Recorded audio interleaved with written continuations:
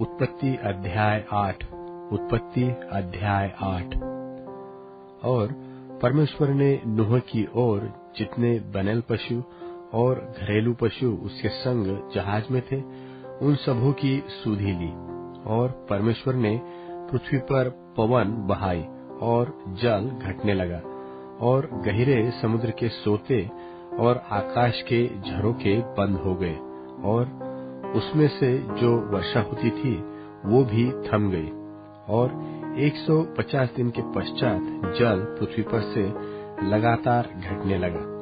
7वें महीने के 70वें दिन को जहाज आरारात नाम पहाड़ पर टिक गया, और जल 10वें महीने तक घटता चला गया। और 10वें महीने के पहले दिन को पहाड़ियों की चोटियां दिखलाई दी। फिर ऐसा हुआ कि 40 दिन के पश्चात नूह ने अपने बनाए हुए जहाज की खिड़की को खोलकर एक कौवा उड़ा दिया। वह जब तक जल पृथ्वी पर से सूख न गया तब तक इधर उधर फिरता रहा।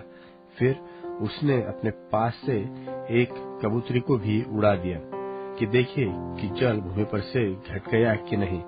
उस कबूतर को अपने पैर के तले टेकने के लिए कोई आधार न मिला, सो वह उसके पास जहाज में लौट आई, क्योंकि सारी पृथ्वी के ऊपर जल ही जल छाया था।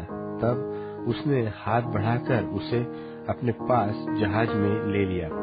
तब और 7 दिन तक ठहरकर उसने उसी कबूतरी को जहाज में से फिर उड़ा दिया। और कबूतरी सांझ के समय उसके पास आई तो क्या देखा कि उसकी चोंच में जलपाई का एक नया पत्ता है। इससे नूह ने जान लिया कि जल पृथ्वी पर घट गया है। फिर उसने 7 दिन और ठहरकर उसी कबूतरी को उड़ा दिया, और वह उसके पास फिर कभी लौटकर न आई। फिर ऐसा हुआ कि 601 वर्ष के पहले महीने के पहले दिन जल पृथ्वी पर से सूख गया। तब नूह ने जहाज की छत खोलकर क्या देखा कि धरती सूख गई है।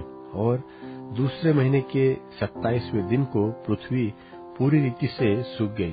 तब परमेश्वर ने नूह से कहा, तू अपने पुत्रों, पत्नी और बहुओं समेत जहाज में से निकला।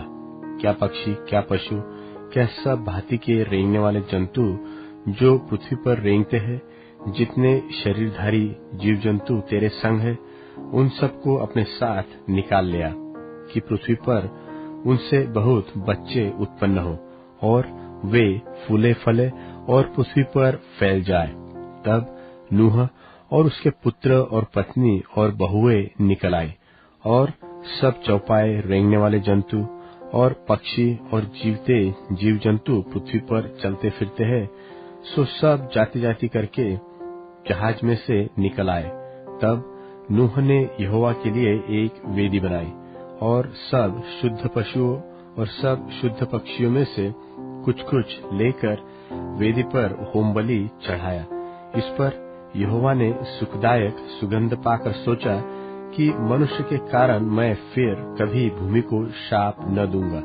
यद्यपि मनुष्य के मन में बचपन से जो कुछ उत्पन्न होता है वो बुरा ही होता है, तो भी जैसा जैसा मैंने सब जीवों को अब मारा है, वैसा उनको फिर कभी न मारूंगा।